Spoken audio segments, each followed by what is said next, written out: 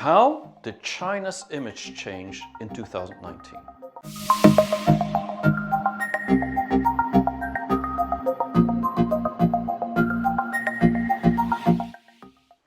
China's image changed completely in 2019. Not only did the world look differently at China, China started looking differently at itself. And it's really about the mindset of the Chinese, the people that started thinking differently. It's about sustainability, about energy, about new world, a better environment. This is what Chinese suddenly were talking about and thinking about. If we look at solar panels and wind turbines, hydro plants, China built more than the whole world together in the last year. So it was very remarkable to see that happening in 2019, that this changed the mindset. Now, there was also things like waste to energy plants. The biggest in the world was actually being put as an installation in China. We also saw big things like ships, electrical ships that were being constructed in China and China giving their support for it. Forest cities, the very first time in the world, a city is being built full with trees. This is really a new China. It's about building a zero carbon emission city in China. And there's going to be many more of them. In Shanghai, for example, the last 3 months they banned all the disposables. There's no more disposables in Shanghai today. This is an example for the whole China and actually for the whole world. But when we think in the West about China of 2019, we only see one thing.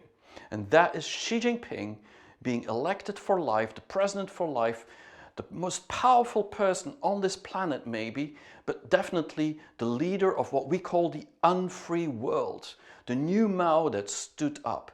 Not a very good image. We don't trust this leader. We don't trust China. And it all started like 2-3 years ago with the trade war in 2018. We saw that President Trump was telling the world we shouldn't trust China and China should play fair. They're not playing unfair. They're stealing our jobs. They're stealing intellectual property. They're not doing it as the rest of the world is doing and they should be doing. But 2 years on, we're still debating this trade war. And China suffered, but the whole world suffered. So it's not resolved anything so far. And then later on, it was all about security. Suddenly America was telling the world, don't trust China. It's an unsafe environment, meaning that the security issues for us are getting bigger and bigger if we let these Chinese into our countries. And so Huawei was banned to sell into the US, but they were even banned and put on a blacklist together with 30 other companies to get components from America, which means they couldn't innovate anymore in the same way. It's terrible for China, but this is all about not trusting these Chinese companies and the Chinese government anymore. Now, the last 6 months, it was all about human rights. It was about Hong Kong, about pro-democracy fights. It was about basically that unfree world that we were talking about, and also in Xinjiang, the Uyghurs and the camps that we were talking about. We couldn't trust China that they were actually playing it fair in their own country. This was very, very new. And so suddenly it went to the US Senate, it went to the European Parliament, and basically the story is, don't trust China.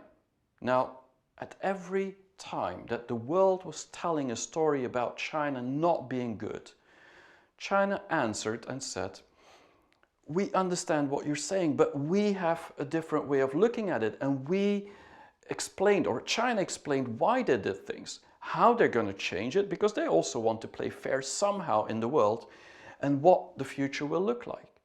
But we didn't listen that much. We actually stopped listening, and everything they said got lost in translation. It really got lost in translation, meaning that nobody cared. And whatever China says, people don't care that much anymore.